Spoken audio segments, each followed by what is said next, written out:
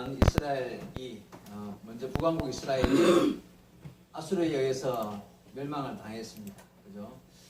그리고 난 이후에 히스기야가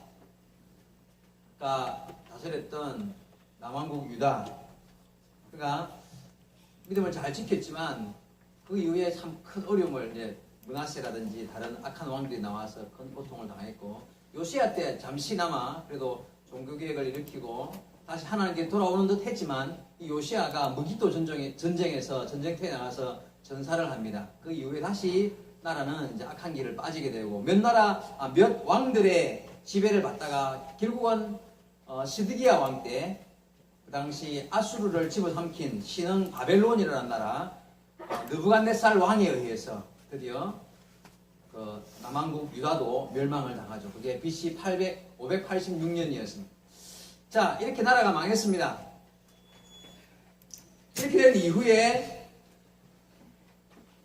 포로로 나라의 백성들이 바벨론에 의해서 나라가 망하고 바벨론으로 포로로 잡혀가게 되었다는 거예요. 4차에 걸쳐서 포로로 잡혀 끌려가게 됩니다. 약 45년 동안 포로 생활을 하게 돼요. 바벨론에서.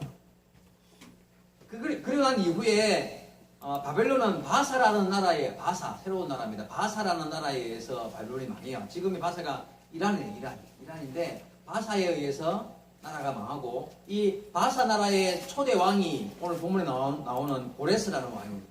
이 고레스라는 고레스 왕이 바사를 이제 세우고 바벨론을 이제 무너뜨린 이후에 잡혀서 노예 생활을 하고 있는 이 바벨론에 잡혀 있는 이 이스라엘 백성들을 다시 돌려보낼 생각을 하게 되는 거예요. 자기 나라 땅으로, 이스라엘 땅으로. 그때부터 이제 포로 귀환 시대, 포로로 잡혀갔다가 다시 돌아오는 시대가 열리는 거예요. 자, 포로 귀환은 3차에 걸쳐서 돌아와요. 오늘 본문에 나오는 이 에스라서에는 제1차 포로에서 돌아오는 사건을 배경으로 하고 있습니다. 자, 포로 귀환 시대, 이게요 있을 수 없는 일. 포로에서 돌아온다는 건요 기적 같은 일입니다. 여러분, 포로는 뭡니까? 말 그대로 노예 아닙니까? 노예. 자, 노예는요 큰 재산입니다. 그냥 죽을 때까지 일시켜 먹고, 그냥 돈 없으면 팔아먹고, 그죠? 가축처럼 죽을 때까지 일시키고 죽으면 그냥 갖다 버리는, 이게 노예란 말이죠. 그런데 그런 큰 재산을 다 그냥 돌아가라 풀어주는 것도 이상한 거고요. 그리고 오늘 본문에 읽었듯이 그냥 간 게 아니에요. 은금과 보석, 보물들, 수많은 이런 재산들, 짐승들을 다 주면서 가서 이스라엘 땅에 돌아가서 너희가 믿는 하나님의 성전을 짓고, 거기에서 예루살렘의 성전을 짓고 그렇게 하라고 이 고레스 왕이 그런 명령을 내린단 말이죠. 자기 나라 백성들한테는 이들이 돌아갈 때 빈손으로 가지 말게 하고, 좋은 금과 은과 보석들을, 예물을 다 돌려보내고, 이후에 이 7절 이하에 보면요, 옛날에 바벨론이 다 빼앗아온 성전 기물들, 귀한 보물들을 다 돌려서 보내주라, 이렇게 명령까지 했단 말이에요. 이게 기적 같은 일이에요. 노예를 풀어주면서, 그런 엄청난 재물을 같이 보내면서 노예를 풀어주는 것만도 이상한 일인데, 자, 어떻게 이런 일이 생길 수 있었는가? 그 핵심적인 이유의 한 단어가 감동이었습니다. 감동. 자, 본문을 보겠습니다. 먼저는 하나님께서 바사왕 고레스 그 마음을 감동시키사 이런 일이 시작되었다는 1절 말씀입니다. 바사왕 고레스 원년에 여호와께서 예레미야의 입을 통하여 하신 말씀을 이루게 하시려고, 즉 예레미야를 통해서 이미 예언된 말씀이었다는 겁니다. 바사왕 고레스의 마음을 감동시키심에, 그죠? 그가 온 나라에 공포하고 조수도 내려가지고 이런 일을 하게 되었다. 하나님께서 바사왕 고레스의 마음을 감동시키사 이들을 돌려보낼 마음을 먹었다는 거예요. 두 번째 뿐만 아니라 포로로 잡혀가 있던 이스라엘 백성들의 마음도 하나님께서 감동시키셨습니다. 5절 말씀해 봅니다. 이에 유다와 베냐민 족장들과 제사장들과 레위 사람들과 그 마음이 하나님께 감동을 받고 올라가서 예루살렘에 여호와의 성전을 건축하고자 하는 자가 다 일어났다. 포로로 잡혀가 있는 그 사람 이스라엘 백성들의 마음도 하나님이 감동시키셔서, 야, 우리가 올라가자, 하나님의 성전을 건축하러 가자 하며 그들의 마음도 주님이 움직이셨다는 거예요. 그리고 마지막으로 이스라엘 백성들 주위에 있는 사람들, 그들과 함께 살고 있는 그 바벨론, 그러니까 바사 나라 사람들도 마음을 감동을 시키셨어요. 5절 6절 봅니다. 6절에 그 사면 사람들, 즉 이스라엘 백성들과 함께 사는 그 주위에 있는 사람들입니다. 은그릇과 금과 물품들과 짐승과 보물로 돕고 그 외에도 예물을 기쁘게 드렸더라. 노예를 쫓아보내면서 무슨 예물을 기쁘게 줍니까? 어쨌든 그들의 마음을 감동을 하나님이 주셔서 그들을 도울 수 있도록 떠나는 그들을 많이 짐승들을 주고 은근 보물들을 좋은 예물들을 주어서 가서 잘 너희가 믿는 하나님의 성전을 지어라, 뭐 이런 의미로 그런 감동을 주셨다는 거예요. 자, 이처럼요 구약의 하나님은, 여러분 잘 들어보세요. 구약의 하나님은 이처럼 하나님께서 직접 사람들의 마음을 움직이시고 그들의 마음에 감동을 주시어서 하나님의 뜻을 이루어 가시는 모습이 성경에 참 많이 나옵니다. 여러분 아시는 아브라함의 아들 이삭이죠. 이삭에게 쌍둥이 아들이 있습니다. 누굽니까? 에서와 야곱. 에서가 형이고 동생이 야곱인데 둘이 사이가 좋았습니까? 나빴습니까? 나중에 원수가 돼요. 어떻게 원수가 되냐면 어떻게 원수가 되냐면 야곱이 아주 좀 약간 좀 못됐단 말이지. 그래가지고 아버지와 형을 속이고 형이 받아야 할 복을 가로챈단 말이야. 그것 때문에 형이 에서가 동생 야곱을 죽이려고 그래. 그러니까 어머니 리브가가 안 된단 말이야. 어떻게 아들을 죽는 꼴을 보냐. 이래가지고 어머니 리브가가 동생을 멀리 외삼촌 라반의 집으로 이제 도망을 피신을 시킨단 말이죠. 자, 야곱이 멀리 외삼촌 집에 가서 20년을 삽니다. 거기서요 결혼도 하고 자식도 많이 낳고 큰 부자가 돼요. 그냥 부자가, 나중에 설명드리겠는데 그냥 부자가 아니라 어마어마한 부자가 되었습니다. 20년의 시간이 흐르고 나서 이제 고향 땅으로 한양이지 돌아오게 됐단 말이에요. 고향 땅에 점점 가까워지는데 뭔가 한 가지 끔찍한 걱정거리가 생기기 시작했어요. 뭐였냐면 20년 전에 그 형, 나를 죽이려고 했을 때 내가 도망갔던 그 형, 이제는 그 마음이 풀렸을까? 세월이 많이 지났으니까 풀렸을 수도 있겠지. 그러나 걱정이 돼요. 안 풀리고 지금까지 나를 미워하고 죽이려고 마음이 먹고 있다면 어떡할까? 이런 고민이 이제 든 겁니다. 그래서 종들을 시켜서 보냈죠. 먼저 종들을 시켜서 형의 마음이 어떤지 한번 알아보려고 종들을 보냈더니만 그 형의 마음을 보고 돌아온 종들의 보고가 기가 막히는 거예요. 보고가 아주 기가 막히는 거예요. 왜냐하면 형이 당신을 죽이려고 400명을 준비해갖고 지금 기다리고 있죠. 400명을 준비해놓고 20년 동안 칼을 갈았다는 거예요. 지금 20년 동안 동생 죽이려고 이제 와서 돌아갈 수도 없고 그 많은 부인과 자식들을, 그 많은 재산들을 다 이제 죽게 됐다는 거예요. 인간적인 방법이 도대체 어떻게 하면 좋을까 고민을 했겠죠. 그래서 얘는 돌아갈 수 없으니까 형한테 형의 마음을 누그러뜨리기 위해서 선물을 준비했습니다. 성경에 그대로 나와 있는 거 제가 표현을 할게요. 선물이 무슨 선물을 준비했냐면 암염소가 200마리요, 순염소가 20이요, 암양이 200마리, 순양이 20, 암낙타가 30마리, 새끼 낙타가 30마리, 암소가 40마리, 황소가 10마리, 암나귀가 20마리, 나귀 새끼가 10마리, 다 합치니까 580마리의 짐승을 한꺼번에 다 보내면 이상하니까 때를 지어가지고 조금 보내고 조금 이렇게 해가지고 형의 마음을 계속 누그러뜨리기 위해서 종들을 시켜서 그 선물들을 계속 보내는 거예요. 자, 그래도 마음이 불안해. 여러분 580마리 원래 선물은 내가 부담이 없어야 주잖아. 그냥 자기 재산은 얼마였대? 나한테 1000마리 있는데 580마리 보냈겠습니까? 그냥 수만 마리, 수천 마리, 수천 마리, 수십만 마리가 있어. 저는 재물이 종들과 그 재산이 어마어마했다는 거예요. 그래서 이제 선물을 보내놓고도 마음이 안 편한 거야. 그래가지고 그 재물을 크게 두 대로 나눠요. 예? 자식들과 아내도 둘로 나눠가지고 좀 내가 안 예쁜 자식 앞에 먼저 한 대에 같이 보내고 귀하고 더 좋은 재물과 양떼들은 좀 뒤로 빼고 이래가지고 큰 두 대로 나눠가지고 아마 형이 와가지고 딱 치면 앞에 때는 죽더라도 뒤에 때는 도망가야지. 이런 계획까지 다 세우는 거예요. 머리가 비상하니까 야곱이. 그래놓고도 또 마음이 안 놓이는 거야. 내일 되면 형을 만나야 되는데. 그래서 어떻게 했습니까? 그날 밤에. 그날 밤에 약복강 사건. 그 밤에 야곱이 먼저 모든 이 식솔들을 다 강을 건너 보내놓고는 혼자 강가에 밤새도록 천사와 씨름하는 듯한 목숨을 건 힘을 다한 기도의 시간을 가지게 됩니다. 무슨 기도했겠습니까? 그냥 목전 하나에 형의 마음 좀 돌려놔 달라는 거지. 형이 20년 동안 칼을 갈고 400명을 그대로 나를 죽이려고 온다는데 이 많은 이 가족들 식구들을 어찌합니까? 자, 드디어 밤새 기도를 했습니다. 하나님께서 만나주셨죠. 야곱이 이스라엘이 되었습니다. 다음날 쩔뚝거리면서, 쩔뚝거리는 이유는 알죠? 쩔뚝거리면서 형을 만나러 갔습니다. 어떻게 되었을까요? 우리 한번 찾아봅시다.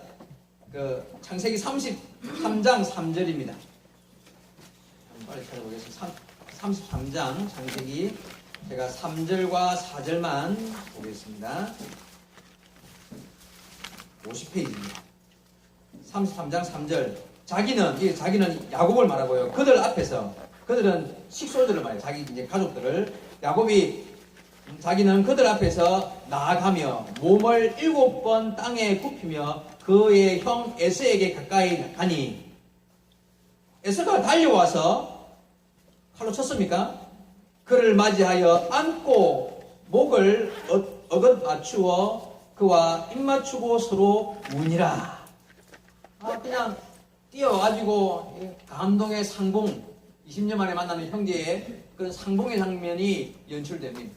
끌어안고 울며 입을 맞추고 동생아 어떻게 이렇게 형님 하면서 그냥 울었다는 이상가족 상봉처럼. 여러분 어젯밤까지 동생 죽이려고 400명 준비하고 있던 형이 이렇게 변했습니다. 어떻게 이렇게 이게 일이 어떻게 가능한 일입니까? 야곱이 기도했고요. 하나님 그 기도를 들으셨고 야곱이 이스라엘이 됐고요. 그리고 그 완악했던 에서의 마음을 하룻밤 사이에 눈 녹듯 녹이셨습니다. 누가요? 하나님께서 감동을 주셨습니다.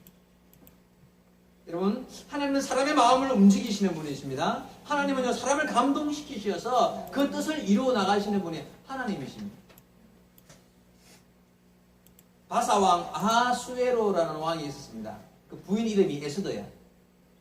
우리 교회도 에스더가 있죠. 부인 이름이 에스더예요. 왕비가 에스더인데 그 에스더가요, 시종들과 함께 금식하며 기도하고 죽으면 죽으리라 하고는 왕이 부르지도 않았는데 왕 앞으로 갔어요. 그게 불법이었죠.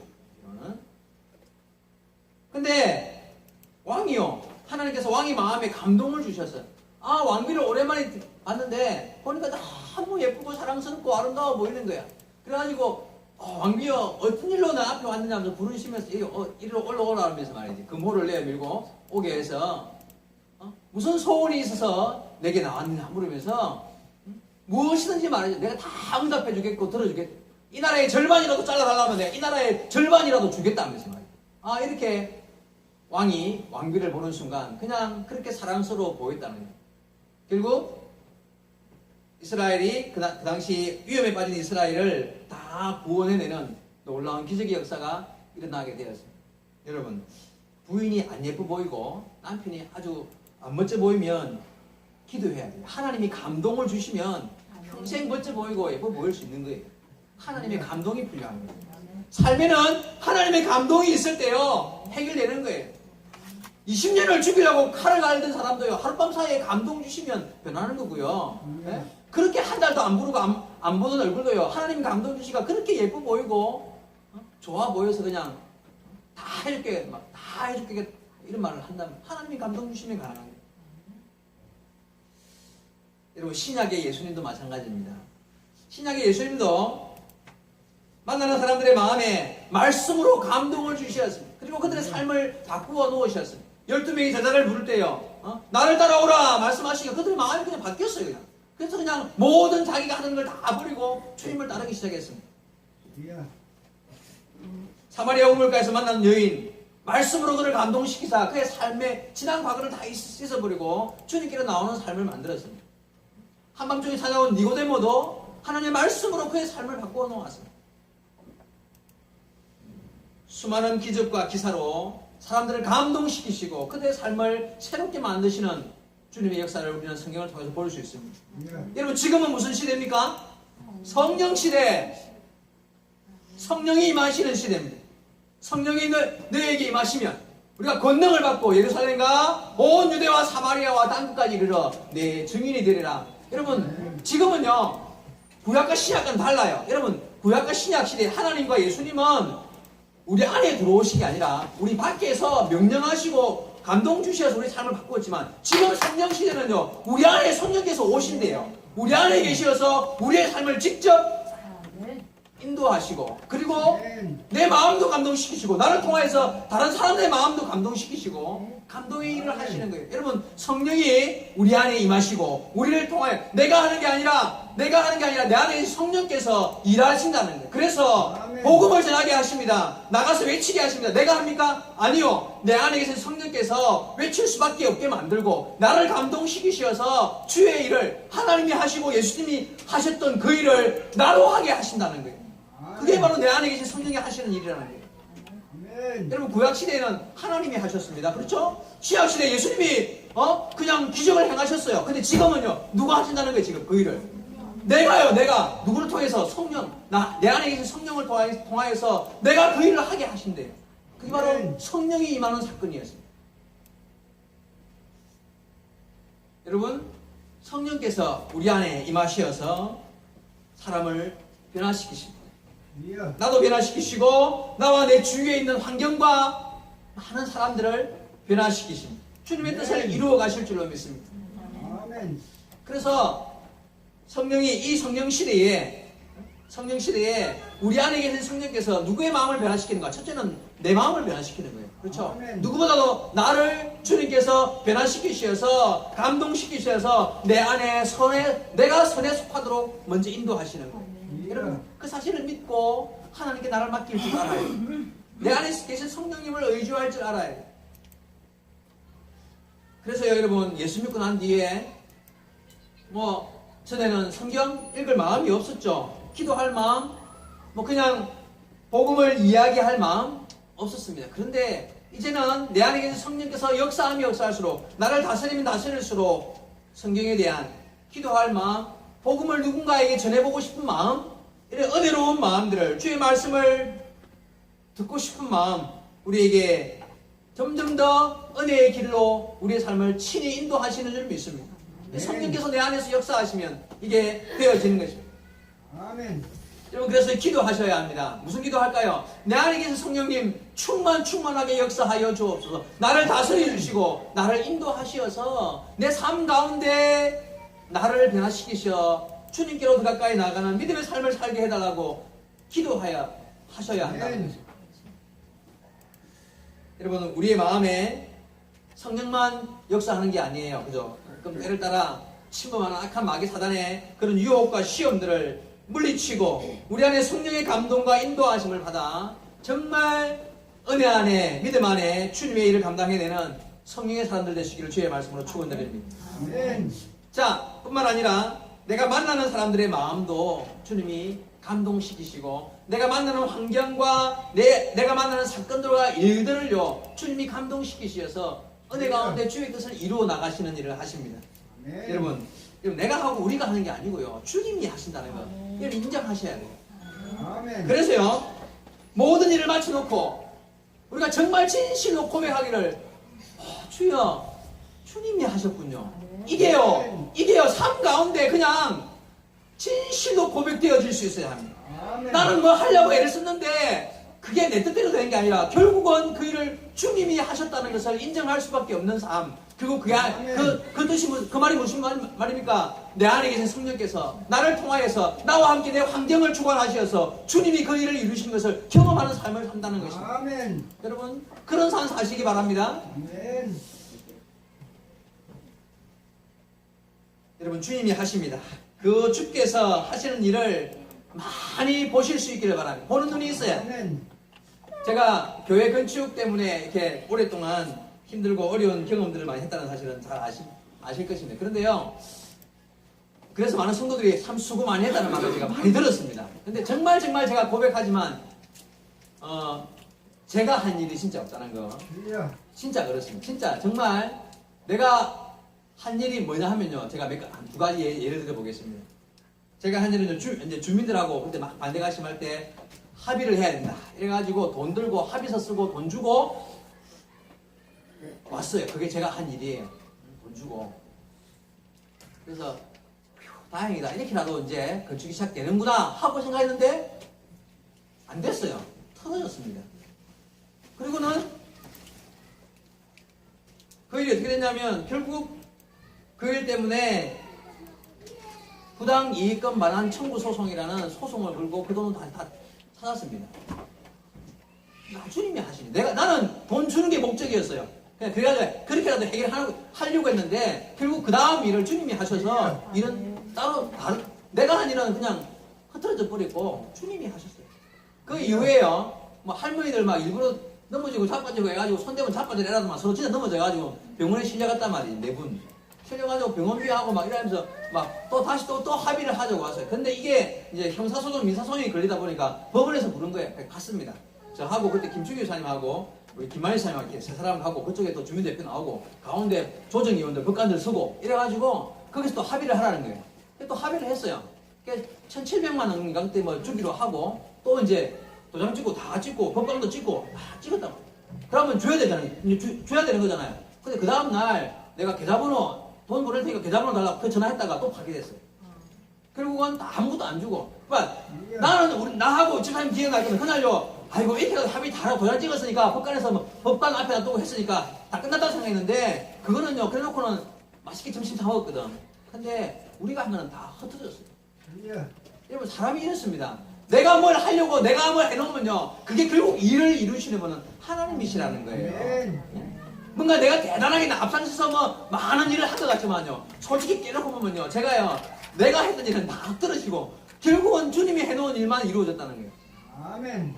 여러분, 그래서 성경에 사람이 일을 계획할지라도 일을 이루시는 분은 하나님이시라는 거예요. 아멘. 여러분, 그렇지 않습니까? 여러분, 삶 가운데 이런 경험들을 하셔야 돼요. 주님이 나를 통하여 나를 뭔가 쓰시지만 결국 그 일을 이루시는 분은 하나님이시다. 나와 환경과 나의 주위에 있는 모든 사람을 사용하여서 주님의 뜻이 이루어질 뿐이라는 것입니다. 그때 제가요, 솔직히 말씀드리면 목숨의 위협까지 느꼈어요.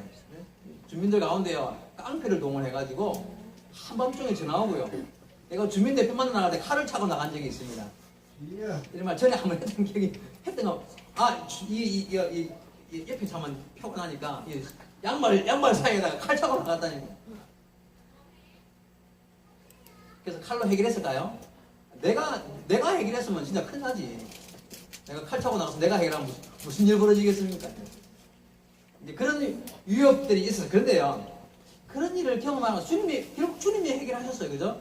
하셨는데 그런 일을 경험하고 나니까 애시간한 갈등이나 교회 안에서 생기는 조금 무슨 뭐 문제 이런 일이 생기면 그냥 기도하고 그냥 시간을 벌고 놔두면 선하신 하나님께서 교회 일인데, 하물며 교회 일인데 하나님께서 그 일을 해결하시지 않겠습니까?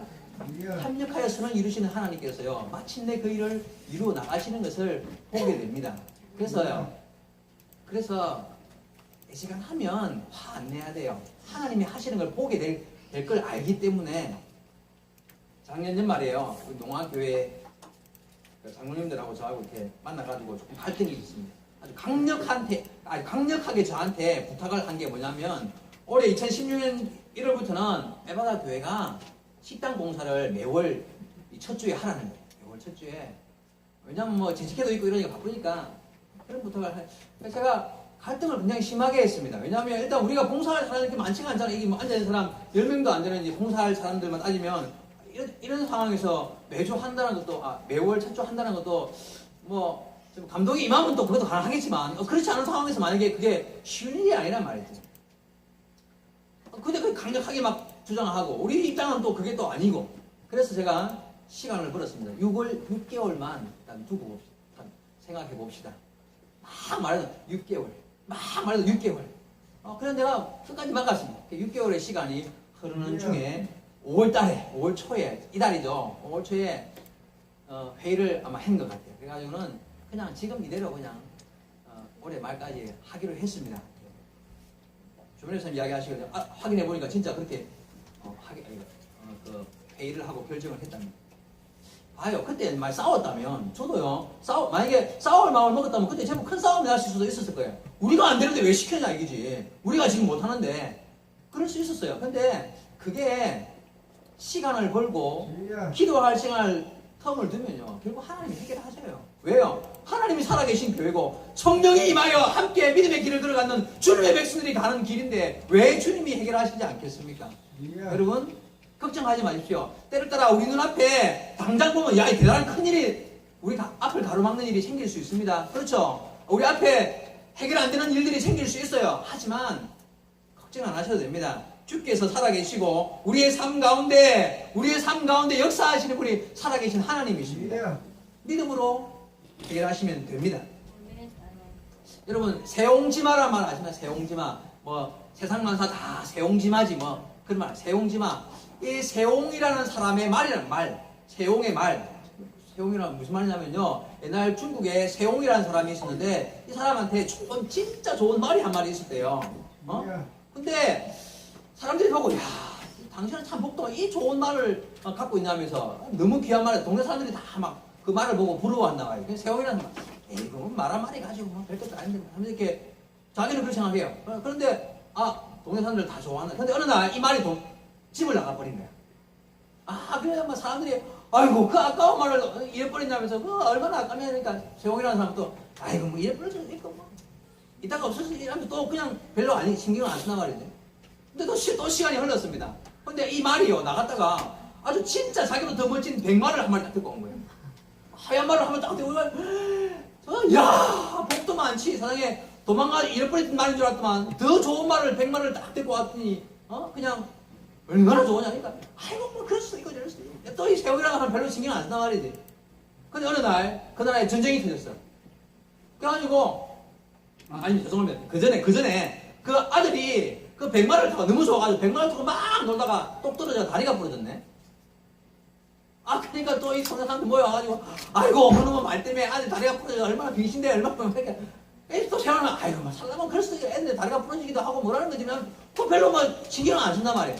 근데 어느 날 그 나라에 전쟁이 일어났어요. 젊은이들 다 구서로 소집해가지고 전쟁터에 다 죽었어요. 근데 아들은요 다리가 부러져가지고 군에 안 간 거지. 그 아들만 살아난 거예요. 이 말 뜻 아시겠습니까?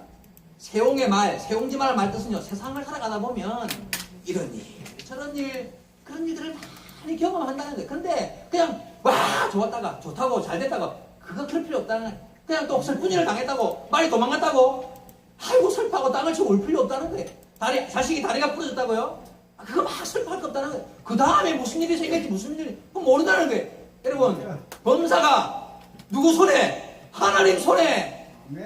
하나님이 하시면 지금 당장 내 앞에 뭔가 안 좋은 일이 벌어질지 모르지만 그 일을 통하여 하나님이 어떤 일을 주실지 모른다는 거예요. 여러분 하나님이 살아계십니다. 살아계신 하나님께서 마침내 내게 복 주시는 하나님. 지금의 상황의 아픔과 어려움이 아니라 마침내 복 주시는 하나님 우리를 믿는 거예요.